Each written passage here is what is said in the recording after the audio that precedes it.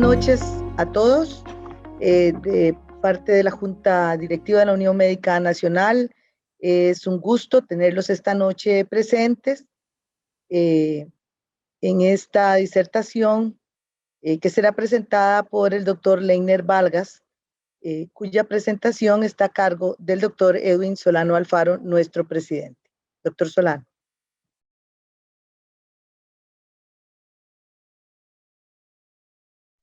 Doctor, el micrófono. Deme un momento porque algo pasa con el micrófono del doctor Solano. Un momentito.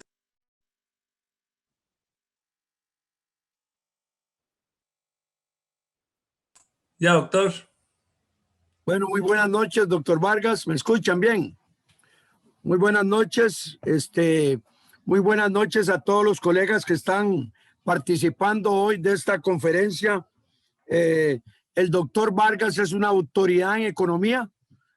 Si tuviéramos que decir cuál es su hoja de vida, nos duraríamos mucho rato y perderíamos muchos minutos con la hoja de vida del doctor Vargas que todos nosotros conocemos.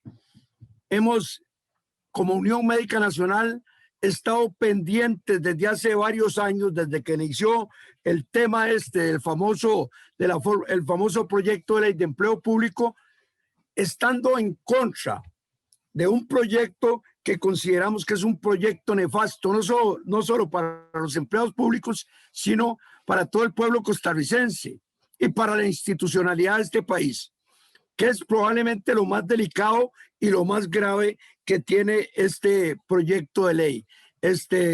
Decirles que esto es parte de lo que Unión Médica Nacional ha venido haciendo, es tener hoy a todos nuestros afiliados o a la mayor cantidad de nuestros afiliados escuchando de la voz de una autoridad en el tema hablar de este famoso proyecto de ley de empleo público que nosotros creemos que es un retroceso en la gestión pública.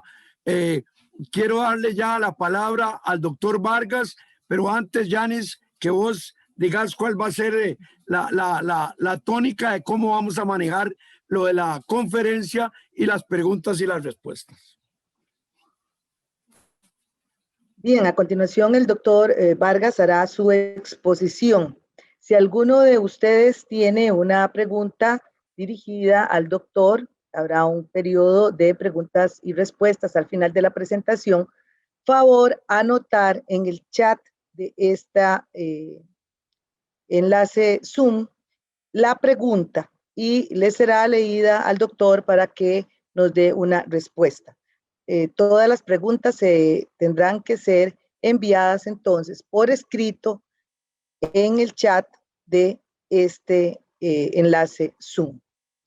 Bueno, sin más que decir, doctor Vargas, bienvenido y lo dejo en el uso de la palabra. Muchísimas gracias. Quiero empezar por decirles que me siento muy complacido, me siento muy honrado de poder acompañarles en esta noche. En realidad, pues la discusión sobre los temas de la política pública y en particular sobre este tema de cómo tratar el empleo en el sector público es un tema de altísima importancia para el modelo de Estado y, por supuesto, para el desarrollo social del país. Entonces, la verdad es que muy honrado de que hayan considerado mi nombre en esta presentación. Voy a permitirme presentar una pequeña, digamos, pequeño esbozo de ideas en una presentación que ustedes van a tener posibilidad de mirar con detalle, de revisar y demás, pero que pues básicamente es una ayuda para guiar la discusión de la segunda parte, cuando pues ustedes y yo podamos interactuar un poquito más alrededor de los temas en específico, tanto de lo que trae el proyecto como de lo que no trae, porque tal vez como preámbulo, el gran problema de las reformas públicas cuando se realizan como resultado de la presión presupuestaria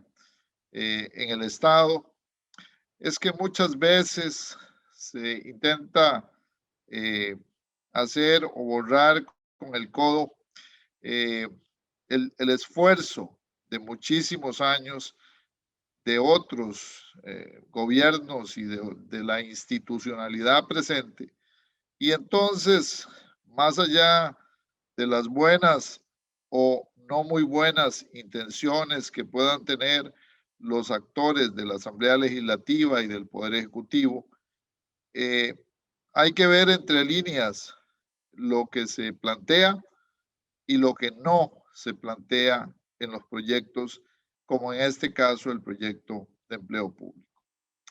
Entonces, con ese preámbulo quisiera permitirme aprovechar para agradecerles a ustedes, a la Unión Médica Nacional, y iniciar por felicitar a todo el personal médico, paramédico, administrativo y de soporte de la Caja Costarricense del Seguro Social y del Sistema de Salud costarricense por el enorme esfuerzo, por la entrega y por el compromiso que han tenido en estos casi ya 20 meses de pandemia, y felicitarlos, por supuesto, porque lo van a seguir haciendo bien, a pesar de muchas veces la situación que tenemos en la gestión del Estado. Permito compartir. Voy a ver si logramos que funcione. Entonces, denme un segundo para intentar compartir la pantalla.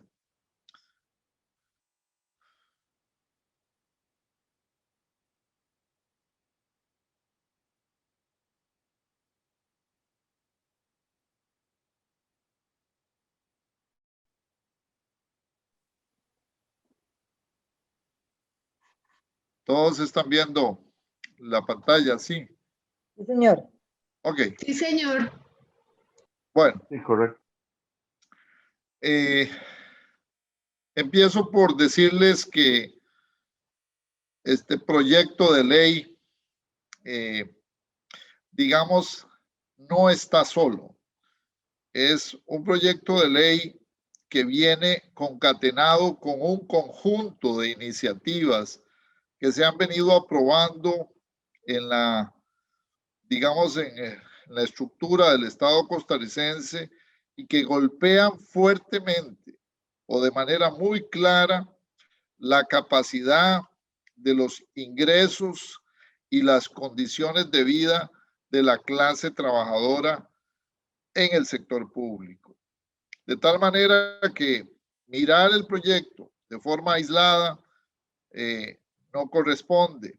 Hay que recordar que en la pasada reforma al sistema tributario y al entorno fiscal costarricense se aprobaron medidas muy restrictivas, muy fuertes, que hoy inciden sobre las posibilidades de gasto público y que además han impuesto cargas tributarias esencialmente sobre la clase media, y eso ha provocado un retroceso muy significativo en los ingresos y en la capacidad de compra de esta clase media. Adicionalmente, se aprobó la ley alrededor del tema de las huelgas y del, digamos, la posibilidad o no del sector sindical de participar activamente, oponiéndose a proyectos en donde esté en juego una política pública X o Y, como es en este caso, una que está totalmente vinculada a su interés, el empleo público, ha provocado un rezago significativo en las capacidades y en el sentimiento de las personas trabajadoras del Estado para participar, por lo menos desde la perspectiva de su planteamiento, su berreo, como dicen algunos, en contra de las iniciativas que le afectan. Y este proyecto se suma entonces como un tercer elemento asociado con una reforma a la institucionalidad pública que claramente va en detrimento de las condiciones existentes del trabajo en el sector público, pero que además, creo yo, y ahora les trataré de probar esa hipótesis, también afecta la capacidad misma del Estado de poder ofertar servicios en condiciones de calidad, de pertinencia y de competitividad frente a las necesidades que tiene la sociedad costarricense. Entonces, me voy a atrever a contarles un poquito, en resumen, de qué se trata la ley, para entender su impacto económico, pero también para entender lo que no trae la ley, ¿ah? Que es tan importante como la ley misma, aprobada en la Asamblea Legislativa en primer debate. Primera instancia, el proyecto de ley ha estado o estuvo en un juego político donde algunos actores pretendieron salirse del Estado o del concepto de Estado que tienen algunos. Y esos actores jugaban en que entraban y salían. Finalmente, se ha dicho que la ley involucra la versión aprobada a todos los servidores públicos, cosa que es cierto hasta cierto punto, porque quedan de alguna manera por fuera de este entorno las entidades que están en competencia. O sea, las entidades que están de alguna manera articuladas a mercados donde hay actividad, digamos, del sector privado. Esa discusión la podemos traer ahora después a colación, porque uno de mis argumentos en este ámbito es que buena parte de la institucionalidad pública costarricense está en competencia, en mercados donde participa el sector privado y donde claramente la ley significa atarle las manos, los pies y probablemente vendarle los ojos al Estado en ese contexto particular y por supuesto dejar suelto al sector privado. Y bueno, eso lo podemos discutir, pero de esa forma es muy difícil competir en un mercado.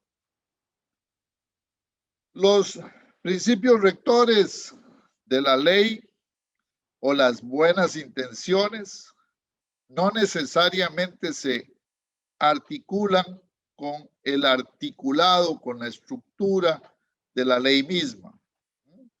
Pero quizás lo más fuerte de esta ley tiene que ver con un cambio en la concepción misma de la institucionalidad. Y es que se pasa de un rector, que era la Dirección General del Servicio Civil, o que es actualmente, a un nuevo rector del tema de empleo que tiene que ver con el Mideplan. Ministerio que no solamente es de los más raquíticos, más débiles, con menos competencias y por supuesto con prácticamente cero conocimiento de los temas de índole laboral, y que obviamente pasa a ser el ente rector que dará las directrices sobre las cuales se va a estructurar a partir de la aprobación de la ley toda la dinámica de la actividad del empleo público en las instituciones que quedan incorporadas dentro de esa ley.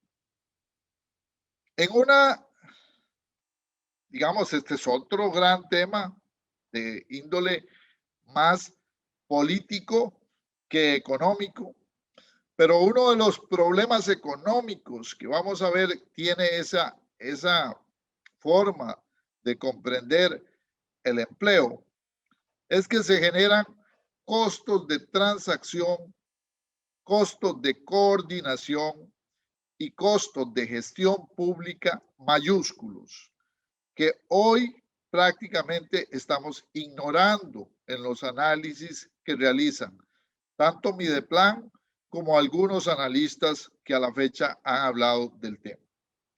A ese tema voy a regresar al final. Las categorías que tiene la ley, básicamente lo que intenta es agrupar en ciertos subgrupos o categorías las distintas funciones del Estado costarricense. Pero aquí, en Costa Rica, tenemos más de 300 instituciones públicas, 370, escuchaba uno de estos días. Imagínense ustedes lo que es agrupar esas categorías en tan solo 8 grupos de servidores públicos e intentar armonizar en esos 8 grupos a todos los colaboradores, seres humanos, personas, trabajadoras que están en el sector público. Esto en el papel suena muy bien, pero bailarse, como decía mi abuelito en paz descanse, allá en Grecia, bailarse ese trompo no es nada fácil, ¿no? Y no será nada fácil de aprobarse en segundo debate este proyecto de ley. En el, digamos, tema económico, la principal característica que se aprueba con esta llegada de la ley, o el principal argumento que desde el punto de vista económico se ha utilizado para venderle la ley tanto al Fondo Monetario Internacional y en el contrato de crédito que estamos aprobando el día de hoy, por lo menos en primer debate, como lo que tiene que ver con el argumento de la prensa y el argumento de algunos empresarios y grupos que se oponen, digamos, al tema laboral en el empleo público, al sindicalismo y a, por supuesto, el bienestar de la clase trabajadora, porque entre otros problemas que tiene esto, es que si le va bien a la clase trabajadora del sector público, son o somos un espejo para el sector privado. Y entonces, lo que quisieran algunos es garrotearnos a todos para que no haya tal espejo y, por supuesto, también los trabajadores privados acepten condiciones paupérrimas como han tenido que aceptar muchos en el marco de esta pandemia. Algunos, aprovecho para decirles, quisieran que se golpeara al empleo público de igual forma que se ha golpeado por parte de muchos empresarios al empleo en el sector privado. Cierro paréntesis. Básicamente, el argumento es pasar al funcionario público de la categoría, digamos, de un esquema de salario que está conformado por un salario base más incentivos salariales a lo largo de su carrera profesional, a un esquema de salario único, donde se le paga de acuerdo a lo que el mercado establezca debe pagársele. Y ese salario no tendría ningún incentivo adicional. Es decir, se mantendría durante el periodo de vida del funcionario, de la persona trabajadora, quedando, por supuesto, todas las discusiones de los temas laborales fuera del tema de las remuneraciones del trabajador. Es decir, estaríamos de alguna manera creando una nueva condición para los y las trabajadoras. Esto visto desde el punto de vista, digamos, de la simple aritmética, matemática, económica, simplemente lo que dice es que en determinado momento vamos a tener un salario de mercado y ese salario de mercado se va a mantener en el tiempo hasta pensionarse. Después vamos a discutir en unos minutos si eso tiene sentido en el Estado costarricense, pero sobre todo si eso tiene algún impacto económico sustantivo. Ahora, como en Costa Rica el argumento era cómo sacarle al trabajador y no cómo compensar el cambio del esquema salarial, se crearon dos precondiciones o dos supuestos, y es que todos aquellos funcionarios cuyo salario actual sea inferior al salario de mercado quedarán con el salario actual. Y todos aquellos funcionarios, colaboradores del Estado, que tengan un salario superior al salario de mercado, quedarán con el salario actual congelado. Ojo la palabra, congelado. De tal manera que aquellos que tengan el salario más bajo, quizás en los próximos 20 años, 15 años, podrán llegar al mínimo de mercado. Una vez que lleguen al mínimo de mercado, también quedarán congelados. Y todos aquellos que están por encima van a tener que bajar con el tiempo hasta llegar a su mínimo de mercado, porque no van a tener ningún aumento, ni siquiera por costo de vida. Entonces, la inflación va a provocar que los salarios de esas personas trabajadoras bajen a su condición de promedio de mercado. Eso es la segunda parte.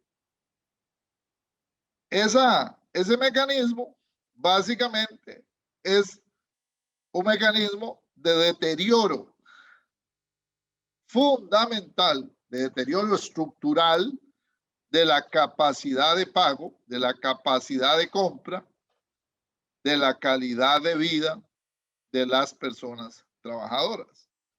¿Ah? Pero bueno, el tema es que ni es un confite para los que están por debajo del salario de mercado y por supuesto es un mazo para quienes están por arriba, un poquito por arriba o mucho por arriba en esa condición.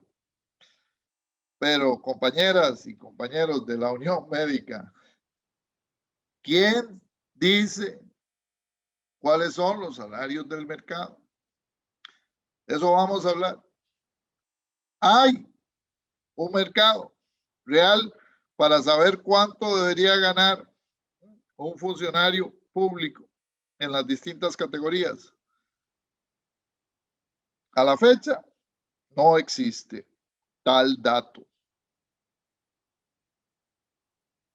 ¿Cuáles son las cosas que esta ley no hace y no trae? Es decir, ¿cuáles son los grandes temas que la ley obvia y que son fundamentales en el siglo XXI?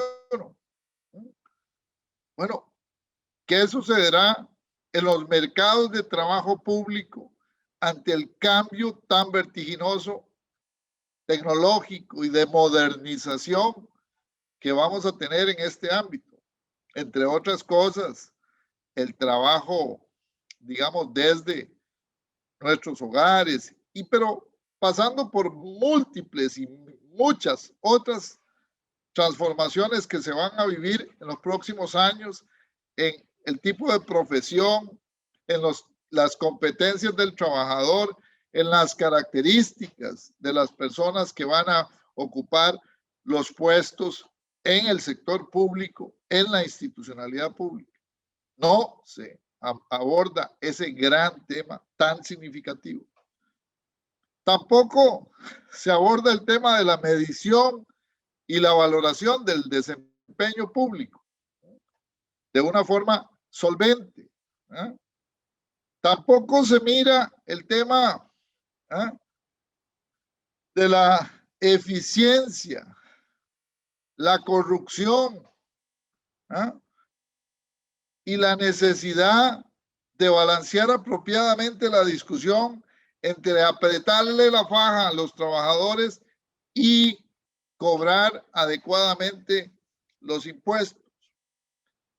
Por supuesto, se asume en esta discusión que los gremios laborales no existen, no son importantes, no son adecuados.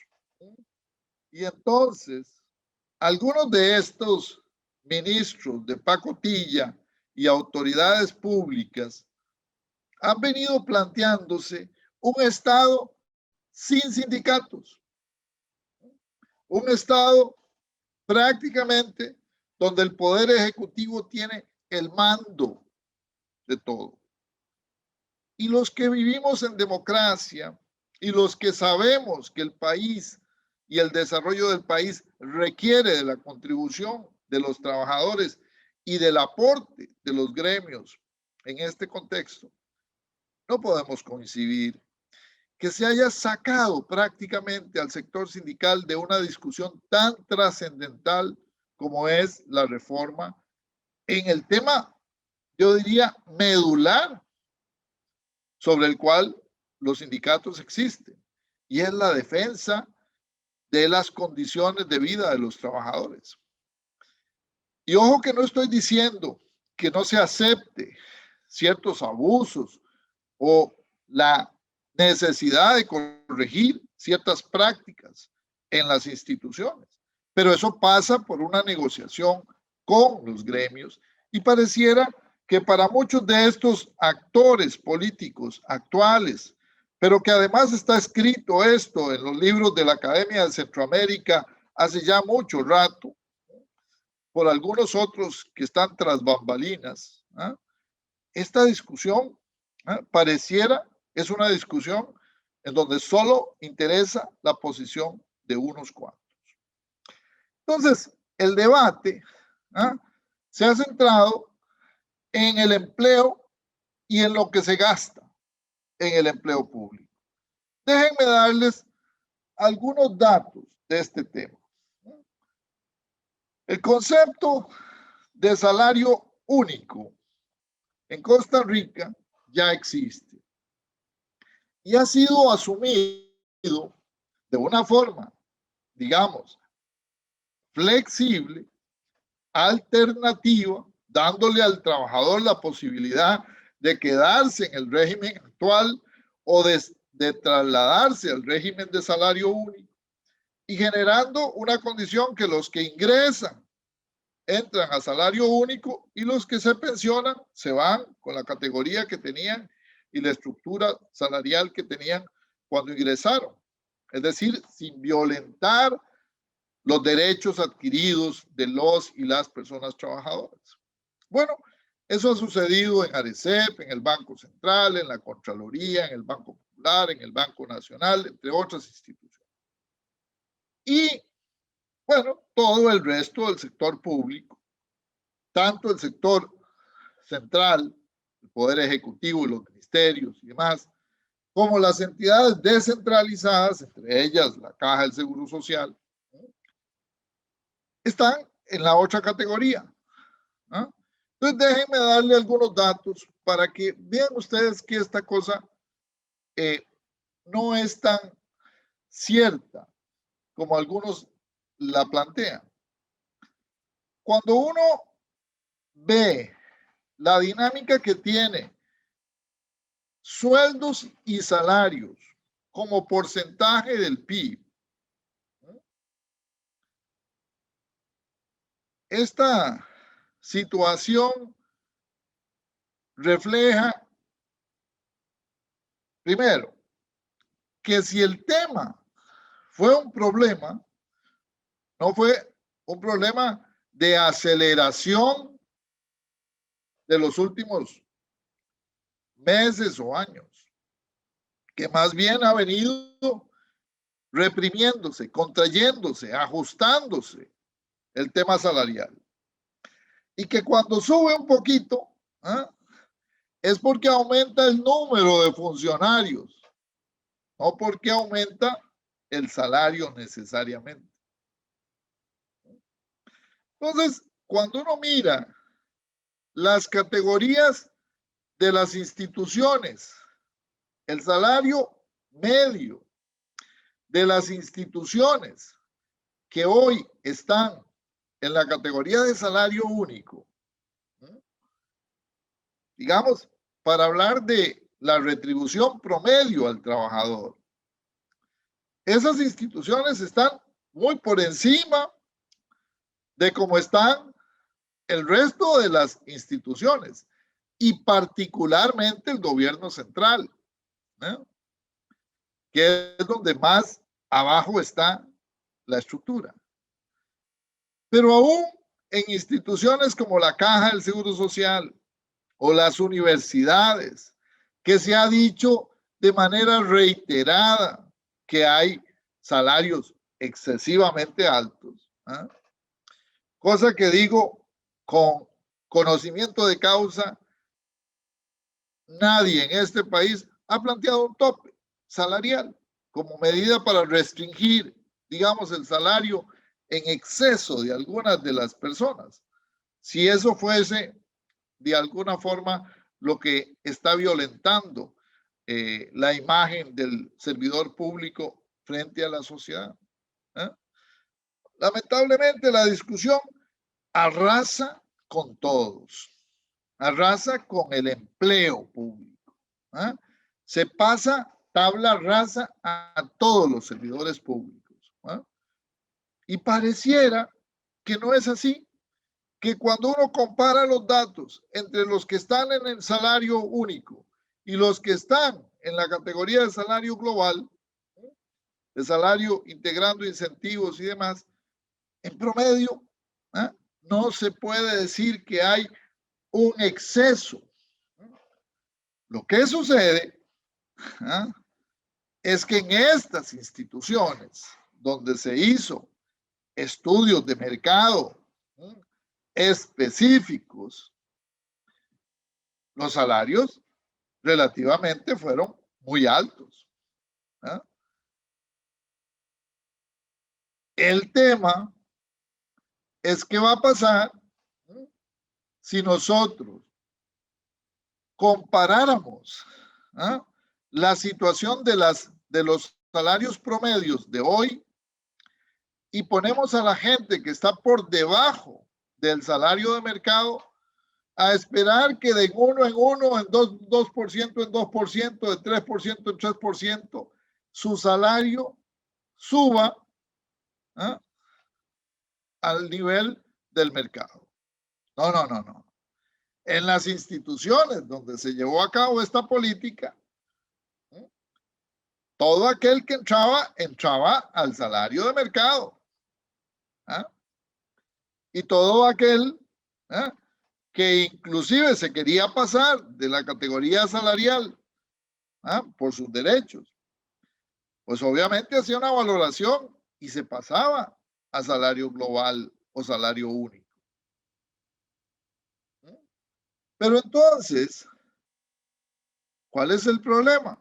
Bueno, los empleados públicos son el problema. Y dentro de los empleados públicos, por eso me puse este grafiquito, puse los empleados de la Caja del Seguro Social, los que están agremiados entre otros, en este grupo. Claro que les interesa meter a las universidades, al Poder Judicial, a la Caja del Seguro Social, a las municipalidades, en este paquete de ajuste. Pero vean, ¿cuáles son los verdaderos impactos fiscales que tiene el proyecto? Realmente, como dice la ministra de Planificación y de Política que tenemos en el país, y no le digo política económica porque ella no es economista, la ministra política y de desplanificación que tiene este país aduce que el proyecto, después de un estudio realizado, tiene un impacto en el primer año de 1.7 puntos porcentuales del PIB. Es decir, que el Estado se va a ahorrar un poquito más de la mitad de medio punto porcentual del PIB, 0.7 puntos porcentuales. ¿Es realmente esta proyección correcta? ¿Es este ahorro planteado por la señora ministra de Política y de Desplanificación realmente el ahorro producto de la Ley de Empleo Público o atribuyen a la Ley de Empleo Público otras cosas que no están en ella? Bueno, eso quedó resuelto en el dictamen que el Consejo Universitario de la Universidad Nacional y que la Escuela de Economía de la Universidad Nacional realizó para su pronunciamiento ante la Asamblea Legislativa. Los rubros que se plantean en el estudio son los mismos. El ahorro o el posible ahorro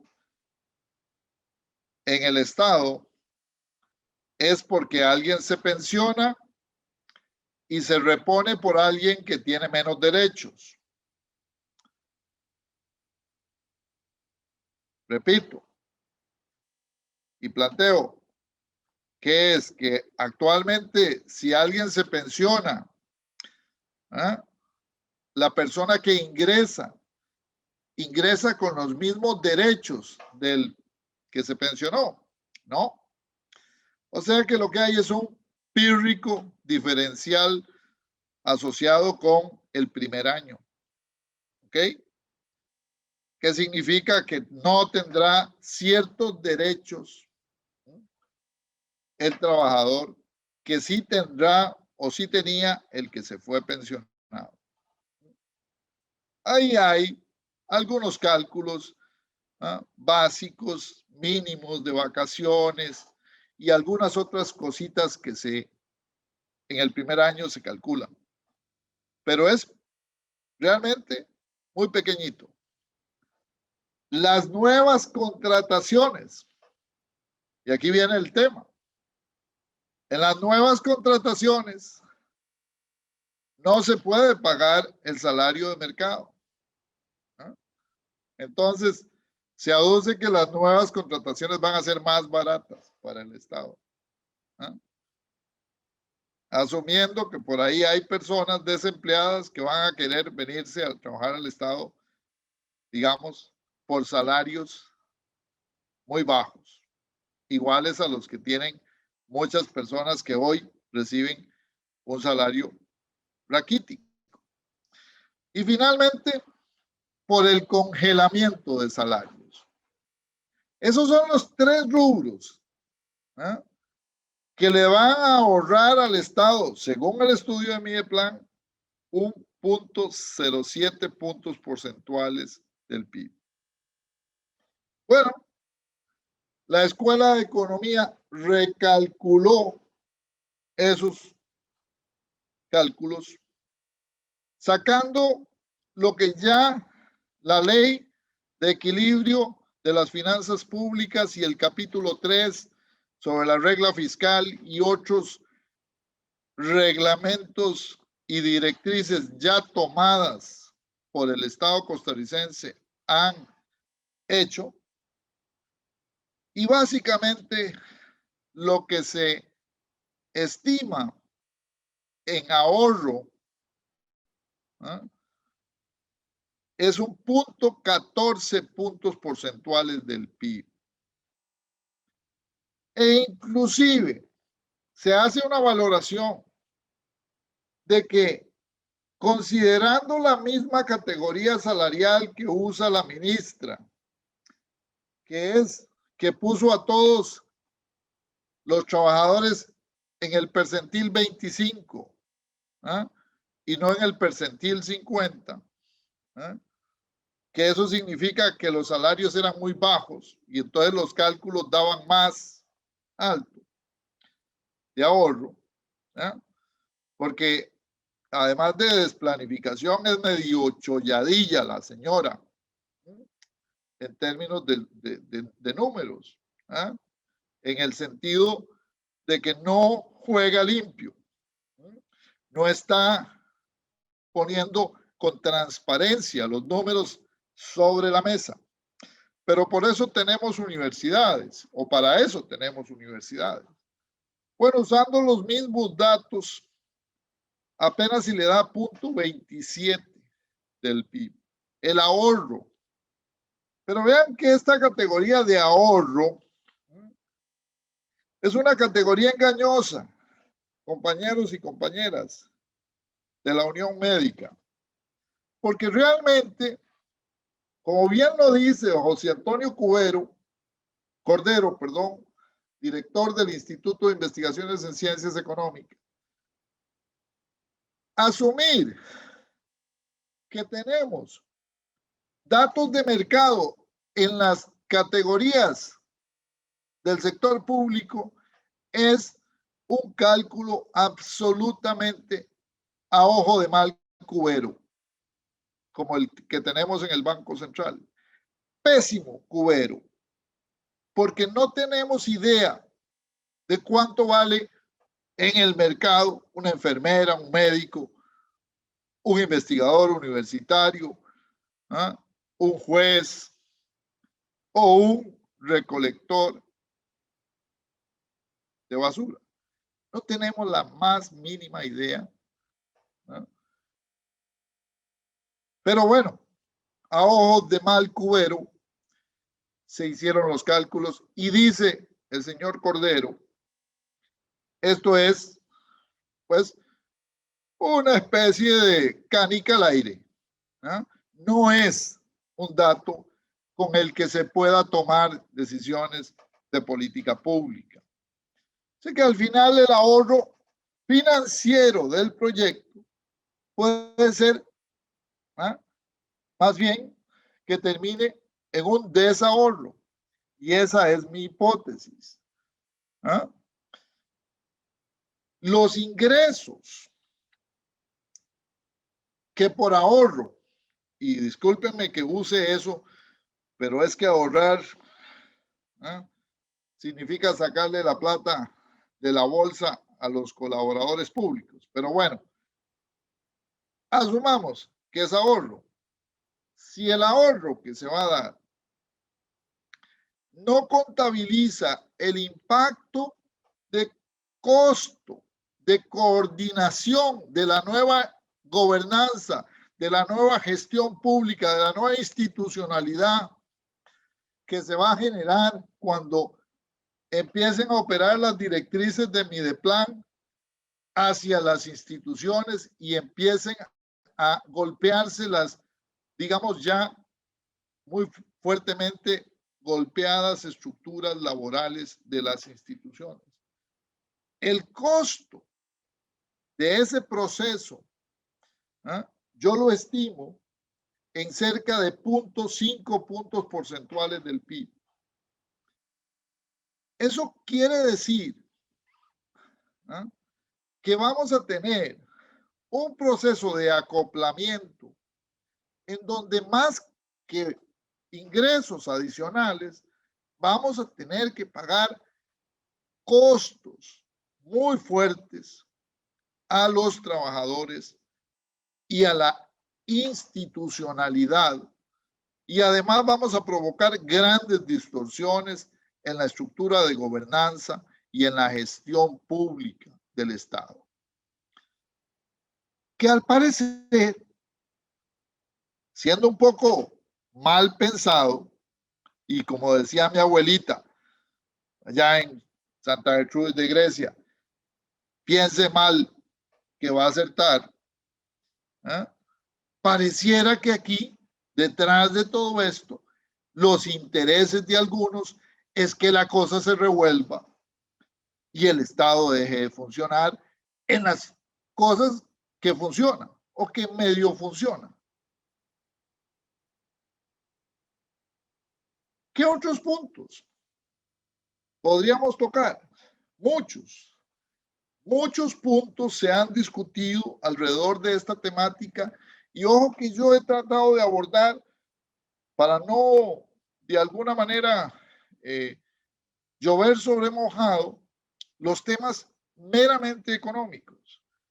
Pero hay muchos aspectos que están claramente establecidos, que van a tener un impacto económico, porque la violación que se está haciendo del derecho y de las condiciones de las instituciones va a provocar una avalancha de juicios laborales, que también le va a salir muy caro al Estado.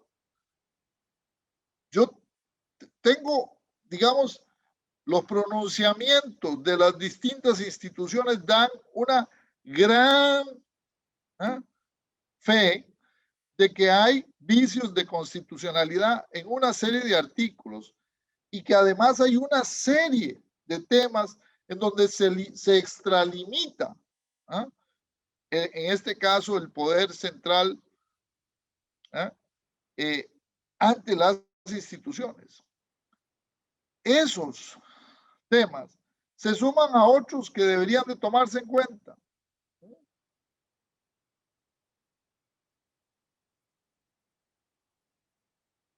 Una disminución en el ingreso real de las familias y de las personas cuando los colaboradores han hecho una proyección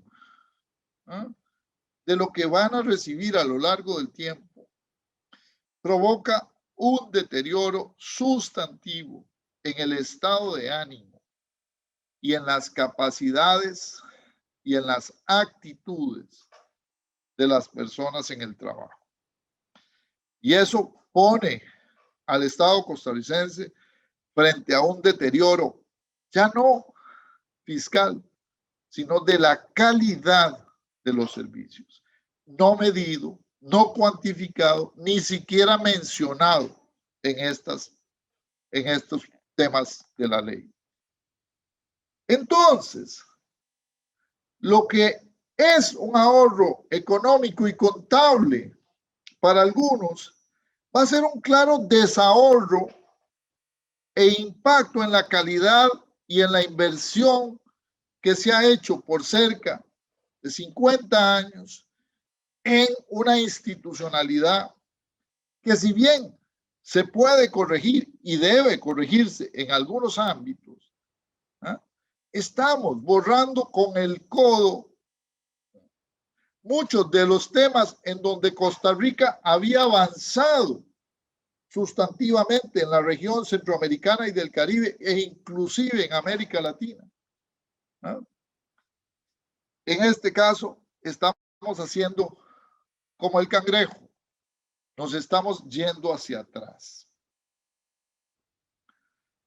Concluyo con algunas reflexiones.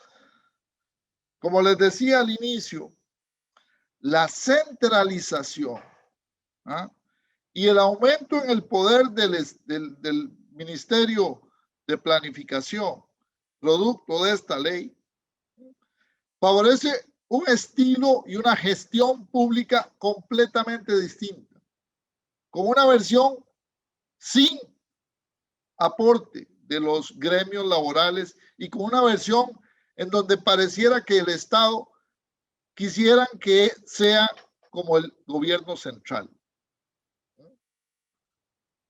Segundo, se utiliza una versión incompleta de la categoría de salario global, poniendo, por supuesto, a unos a sufrir por 15 o 20 años para encontrarse con el salario de mercado y a otros a ver un deterioro en los próximos años sustantivo y forzado de su ingreso y de su calidad de vida. ¿Qué ánimo va a tener unos y otros para colaborar con el Estado y la sociedad costarricense? No se menciona. El impacto en el flujo de caja del Estado del año entrante es pírrico, pero el impacto económico y social que la reforma provocará es mucho más significativo e importante que los llamados ahorros del proyecto de ley. No se han realizado los estudios de impacto dinámicos de la reforma. No se tiene idea de cuánto es el salario de mercado de prácticamente de nadie. No se tiene idea de cómo se van a acomodar las distintas categorías y subcategorías que hoy tenemos en las instituciones públicas dentro de ese molde de 8 grandes grupos laborales. Y lo peor, la entidad encargada no tiene ni competencias, ni conocimiento, ni experiencia en ese ámbito. Se ha creado, entonces, como consecuencia de ello, una gran incertidumbre en el escenario público, una gran incertidumbre en los colaboradores públicos, sobre todo aquellos que están de alguna manera lejos de pensionarse o que están a mitad de vida laboral. Y esa condición, de alguna manera, no favorece un ambiente apropiado en el entorno post-pandemia. Finalmente, claramente, yo puedo concluir, o el análisis que he hecho, que este proyecto de ley aprobado en primer debate tiene más costos económicos sociales que los llamados ahorros financieros que aduce el Ministerio de Planificación tiene este proyecto. Es, en el marco de pospandemia, la peor receta que podemos tener. Ya ustedes han visto la política salarial en los Estados Unidos, ya han visto la discusión, inclusive reciente, del día de ayer de Bukele y sus planteamientos. Y nosotros aquí seguimos avasallando al empleo y al trabajador. ¿Cómo se va a recuperar la empresa privada, la pequeña y mediana empresa, sin un efecto de gasto de la familia trabajadora? ¿Cuál es la que realmente consume y genera impacto en la economía local? Porque, pues, si esperamos a que MECO o que H. Solís, ¿verdad?, derramen un poquito de sus ingresos en la economía local, nos vamos a quedar esperando por un buen rato. Es, entonces, con esto termino, necesario replantearse otras fuentes de ingreso. Y vean qué interesante, cómo se van alineando los astros, decía alguno por ahí. La OCDE, la OCDE, institución a la cual algunos se han jactado de pertenecer y de alabar, hoy, el día de hoy, digamos en la mañana o en la madrugada de hoy, ha aprobado dentro de su buena práctica la necesaria imposición de al menos un 15% para todas las empresas multinacionales respecto de su impuesto sobre la renta. Es decir, la propuesta que el G7 le hizo hace semana y media atrás. Y acá seguimos llevando a las empresas de zonas francas y a todos los socios locales como pasajeros gratis sin contribuir al Estado costarricense. Más, números menos. El impuesto de un 15% a zonas francas equivale más o menos a un 1%, un 1% o un punto porcentual, para que sean más correctos, del Producto Interno Bruto. No estoy diciendo que no haya que hacer ajustes en el empleo público, pero toda esta discusión para un miserable 0.14 o en el mejor de los casos un 0.20 del PIB. Bueno, quizás mejor deberíamos de enfocar nuestro esfuerzo como Estado en corregir esa gran distorsión que tenemos llamado exoneración del impuesto a la renta de las grandes corporaciones y de los socios locales en zonas francas. Que eso sí genera una gran injusticia y una gran inequidad en el tratamiento de nuestro empresariado nacional, de nuestra pequeña y mediana empresa, de los esfuerzos de emprendimiento de muchos. Pero bueno, esta es la discusión sobre la cual creo yo todos y todas tenemos ahora la voz en la próxima y ya frontal campaña electoral.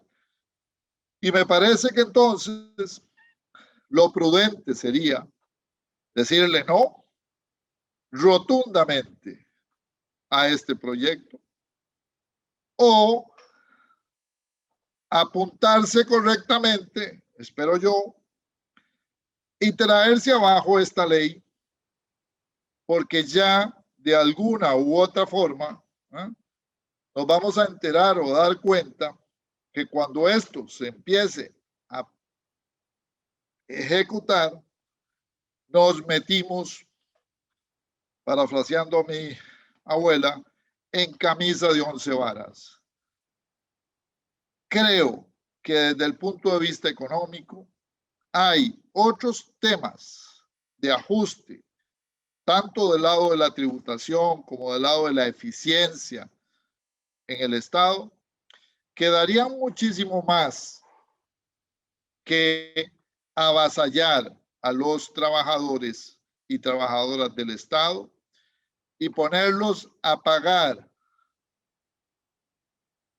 la fiesta de los intereses de la deuda o de la incapacidad en la gestión pública que derrama o derrocha cantidades impresionantes de dinero en nuestras instituciones, producto del mal manejo y de la corrupción. Entonces, con esto espero haberles convencido, diría yo, o por lo menos de haberles puesto en entredicho a quienes han planteado que este tema de la salvación del Estado costarricense, ponerles en entredicho los argumentos. Espero haber sido de utilidad para ustedes y quedo a sus órdenes.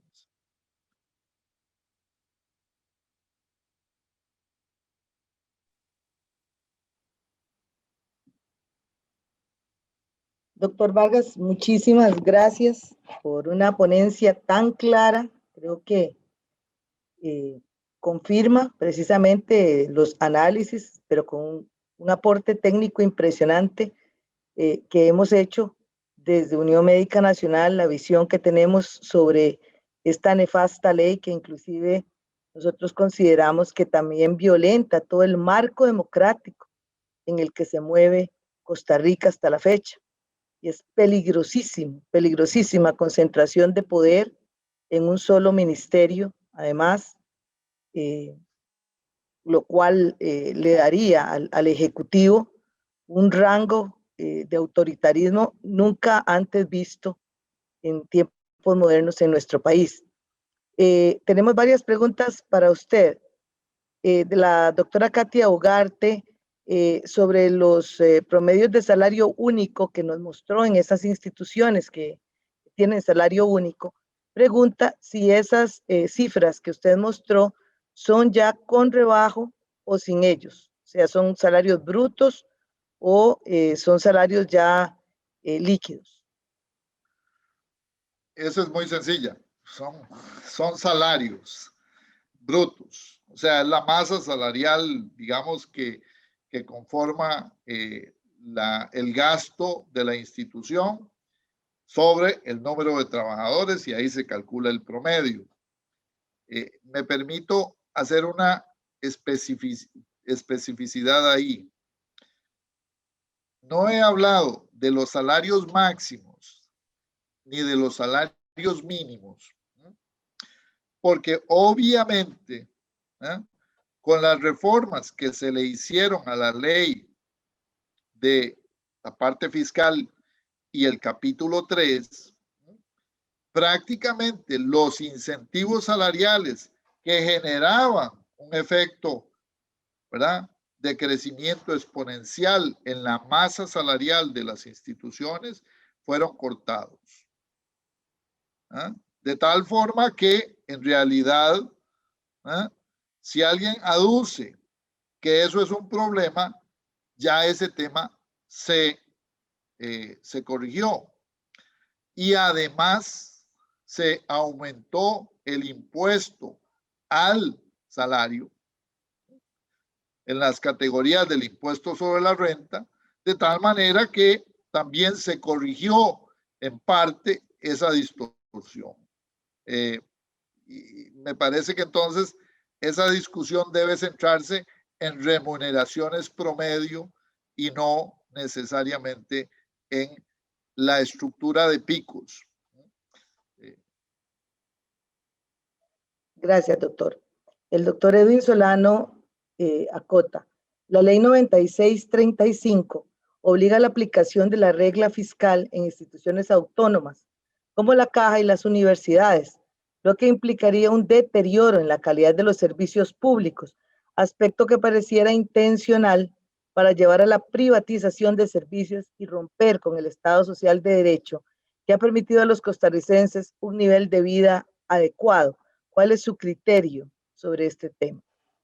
Mire, por dicha, el día martes escribo en La República desde hace ya casi 12 años, de tal manera que sobre casi todos estos temas me he pronunciado. No le voy a decir algo, digamos, de algo que no haya dicho. La ley, la famosa digamos, reforma en el capítulo 3 de la ley fiscal, asociada con, digamos, el control de la masa salarial a partir de una regla fiscal, es extremadamente dura para un país en pandemia. Y es imposible de cumplir para buena parte de la institucionalidad pública, que ya sea en el 2022, que Dios quiera, ustedes sigan ayudando y nos sigan vacunando y podamos estar, ojalá, en un cierto nivel de normalidad en ese año. Pero bajo las condiciones de normalidad que vamos a tener durante el 2022 y 2023, es prácticamente imposible cumplir la regla fiscal. Miren, la regla fiscal está prácticamente ahorcando la masa salarial del sector público, ya, hoy. Y con el problema de ejecución producto de la pandemia, se está exacerbando esa situación y va a poner, digamos, a las instituciones en un cinturón, me estoy amarrando este botón, que es prácticamente imposible de resolver. El próximo ministro de Hacienda o ministra de Hacienda deberá enviar a la Asamblea Legislativa como un proyecto prioritario la flexibilización de la reforma fiscal en las áreas del Estado que se quiera realmente invertir en los próximos años. Porque de lo contrario vamos a tener un deterioro, y concuerdo con lo que dice el doctor, un deterioro gigantesco en las capacidades de las instituciones para resolver los temas, los problemas de la ciudadanía que se han duplicado, aumentado, potenciado en el marco de la pandemia. Esto daría para una conferencia nueva, pero es impresionante lo que tenemos que hacer en salud mental, por ejemplo, o en educación, producto del rezago de estos 2 años de personas que han quedado de alguna manera. Solo les toqué 2 temas para decirles de cualquier cantidad de temas como los derechos de la niñez o un montón de temas como la vivienda que están empezando a discutir algunos en el deterioro que tiene el país producto de la pandemia. Así que, entre otras cosas, yo espero que se discuta ese tema también porque es necesario flexibilizar, y esto lo escribí en una de mis columnas, la regla fiscal, o de lo contrario nos echamos al mar con las manos atadas y lo más probable es que nos vamos a ahogar.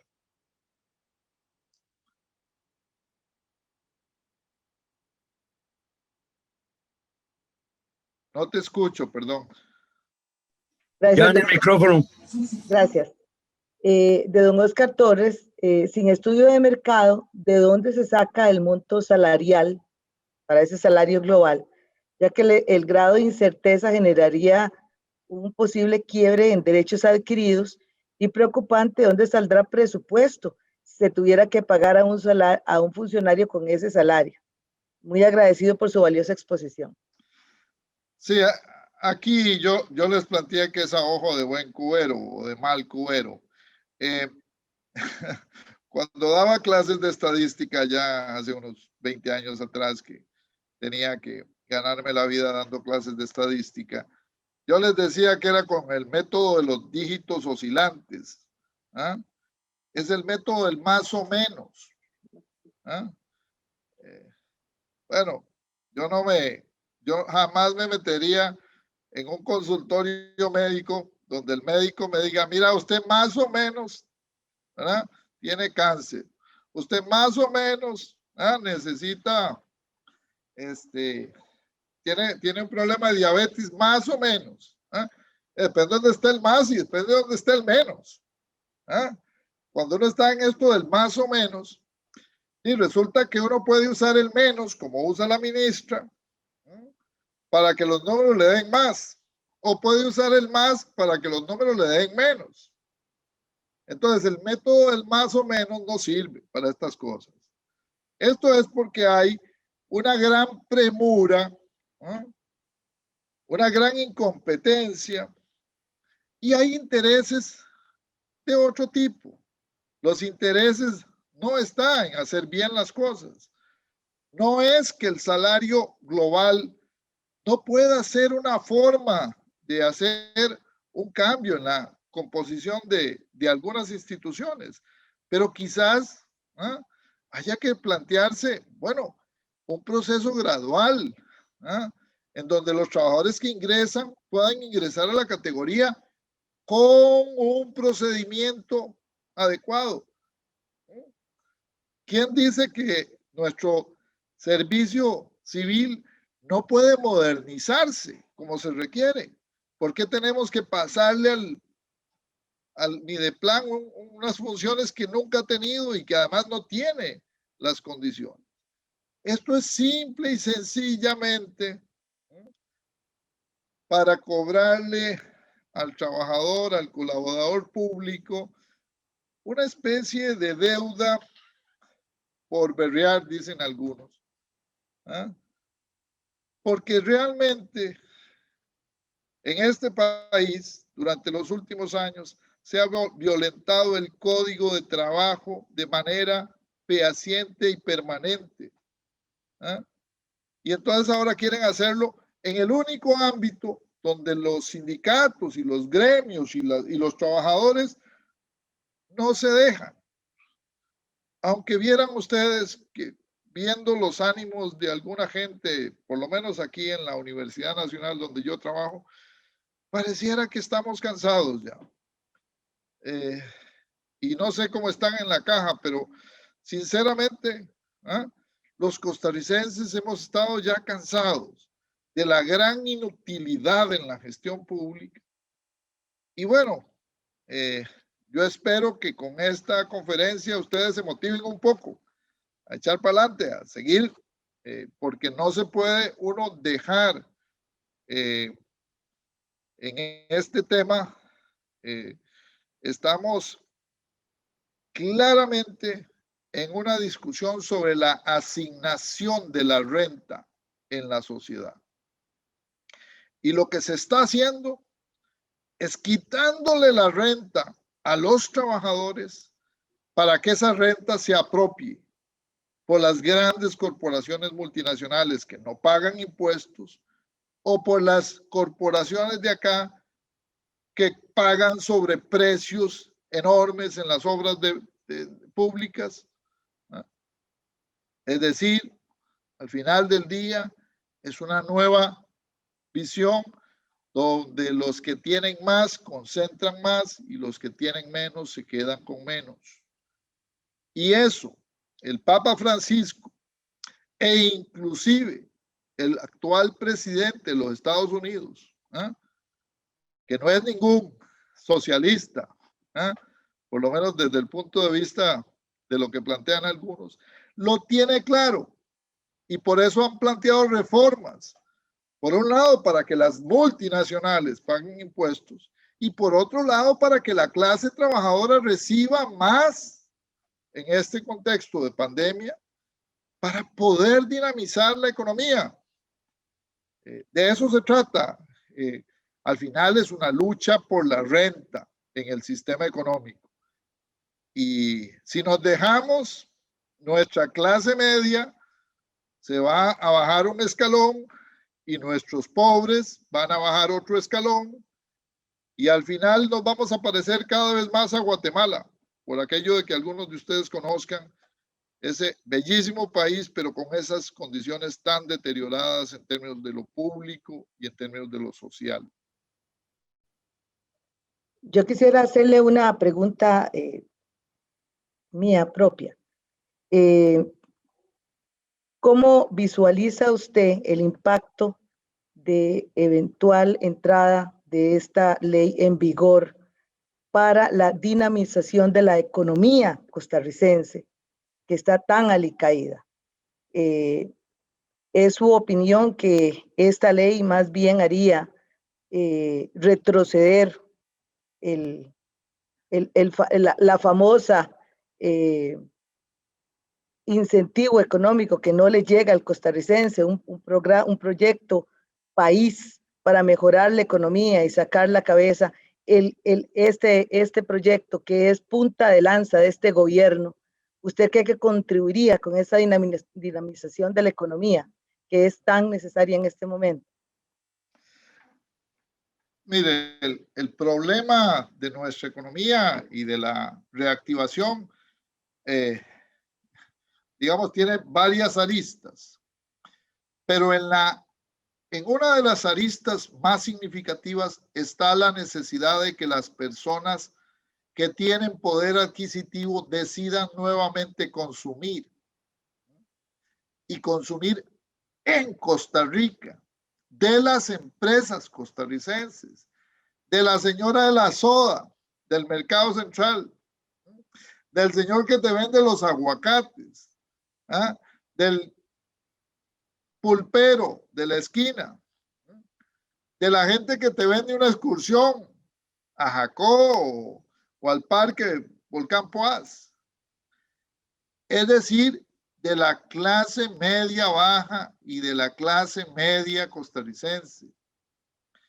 Esas son las que pueden dinamizar el consumo interno post pandemia. Y esto es como que uno le pida a alguien que está aprendiendo a nadar, que cargue sobre la espalda un salveque con piedras. O que es como a alguien que está empezando a nadar, que se vea forzado a cargar un salveque con piedras. No. Si tuviéramos a un campeón olímpico con toda esa fortaleza que tiene, pues le echamos un salveque piedras y probablemente nada. Pero si es una persona que está empezando a nadar, si es esta economía que apenas empieza a medio recuperarse gracias a ustedes, los médicos, las enfermeras, los trabajadores de la Caja de Seguro Social, gracias a ese esfuerzo que están haciendo ustedes, bueno, les estamos poniendo una piedra en la espalda. Eso no funciona. Una de las cosas que hay que hacer es pedir una moratoria de la deuda, reestructurar la deuda, reorganizar en ese tema para que el Estado costarricense pueda invertir adecuadamente, para que pueda también haber una recuperación de los ingresos públicos. Pero aquí, además de que tenemos que arrastrar a los sectores más dinámicos como pasajeros en un autobús de gratis, ahora le estamos reventando las llantas al autobús. Bueno, ¿cómo va a arrancar ese autobús? ¿Y cómo vamos a dinamizar, doctora, la economía local, la pyme, el emprendedor, que lo que necesita es que se gaste? Y esto, obviamente, es echarle, digamos, más leña al juego del deterioro de las condiciones de vida, y obviamente eso tiene enormes consecuencias porque nos afecta en otros ámbitos. Dije, este es uno de los temas de la reactivación. No me vayan a mal pensar que es la única cosa que hay que hacer, pero en esta cosa que estamos haciendo, la estamos haciendo al revés. Pero es que no tenemos economistas en este gobierno, lamentablemente, y mucho menos buenos economistas. Y no digo que yo sea bueno, no, estoy diciendo es necesario tener personas que piensen adecuadamente en los efectos dinámicos, ¿eh? No necesariamente en el efecto de lo que va a pasar hoy, sino que va a pasar mañana, pasado mañana, ¿eh? La semana entrante, el mes que sigue, el año que sigue, dentro de 10 años. ¿Cómo nos van a afectar estas cosas en el sector público, en el sector privado y al final de cuentas en lo que todos y todas estamos interesados, que es la calidad de vida de nuestra población, de nuestra gente? Ese debería ser, ¿eh? Por eso yo nunca he tenido mucha suerte con debates políticos, porque eso es lo que debería ser, ¿eh? Pero bueno, eso es otra historia. Muchas gracias por su pregunta, doctora. Muchas gracias, doctor Vargas. Doctor Solano, por favor, para cerrar la presentación del doctor Vargas. Bueno, indiscutiblemente, yo creo que al igual que yo, todos los que hoy están en esta conferencia, doctor Vargas, quedamos muy satisfechos. Cosas importantes que decía en principio la doctora, nosotros tenemos muy claro en cuáles cobijas está el déficit fiscal de este país, y no es en las cobijas de los empleados públicos. Tenemos claro que este proyecto de ley es un proyecto de ley nefasto, no solo para los trabajadores del sector público, sino para la institucionalidad de este país. Y entendemos con mucha claridad, doctor, y usted nos ha dejado claro también que usted piensa lo mismo, que hay un interés velado detrás de todo esto, para que ese 1% que dicen que ahora es menos, que es el dueño del capital de este país, se enriquezca más. Nosotros tenemos claro que es la evasión, que es la elusión, que son las exoneraciones, lo que deberían resolverse en este país. Más, en algún momento se lo hemos dicho a los diputados. Ahora, me preocupa mucho algo que usted decía, porque yo lo escuché en alguna de sus conferencias o alguna de sus charlas, doctor, decir, bueno, pero ¿qué hacemos? ¿Qué es lo que tiene que hacer este país? ¿Qué hacemos los costarricenses ante este embate tan terrible que estamos teniendo del neoliberalismo que quiere romper con toda la institucionalidad del país y con el Estado social de derecho de los costarricenses? Pero me preocupa mucho eso que usted dice, esa pasividad de los costarricenses. Yo, la última pregunta que tendría que hacerle, bueno, ¿de qué nos toca hacer? Ahora, nos queda solo el dedo, doctor, solo el dedo gordo. Yo creo que es correcto también que el primer domingo de febrero vayamos a votar con el cerebro, vayamos a votar con la conciencia de qué es lo que quiere este país. Esto le ha costado mucho a Costa Rica como para que hoy un grupo de políticos quiera venir a romper con todo lo que lograron hace más de 50 años nuestros abuelos. Tenemos una responsabilidad histórica nosotros también, con nuestros nietos y con nuestros bisnietos.